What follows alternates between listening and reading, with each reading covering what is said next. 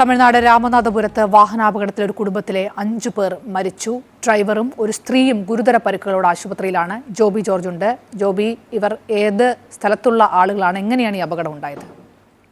ശാലിനി, രാമനാഥപുരത്തിനടുത്ത് ഉച്ചിപ്പുള്ളി എന്ന സ്ഥലത്ത് വെച്ചാണ് ഈ അപകടം ഉണ്ടായത്. ഒരു സർക്കാർ ബസ്സിലേക്ക് അമിത വേഗത്തിലെത്തിയ കാർ പാഞ്ഞു കയറുകയായിരുന്നു. സർക്കാർ ബസ്സിൽ യാത്ര ചെയ്തുകൊണ്ടിരുന്ന ഒരു സ്ത്രീക്ക് ഛർദ്ദിക്കണമെന്ന് പറഞ്ഞതിനെ തുടർന്ന് ബസ് സൈഡിൽ നിർത്തുകയാണ് ഉണ്ടായത്. ആ സമയത്താണ് പിന്നിൽ വന്ന കാർ ഈ ബസ്സിലേക്ക് പാഞ്ഞു കയറിയതെന്നാണ് മനസ്സിലാക്കുന്നത്. ഒരു ജ്വല്ലറി ഷോപ്പ് ഉടമയും അവരുടെ കുടുംബാംഗങ്ങളുമാണ് മരിച്ചത്. ഇതിൽ 2 പെൺകുട്ടികളുമുണ്ട്. ഒരു ആശുപത്രിയിൽ പോയതിനു ശേഷം തിരികെ വരുമ്പോഴാണ് ഈ അപകടമെന്നാണ് മനസ്സിലാക്കുന്നത്.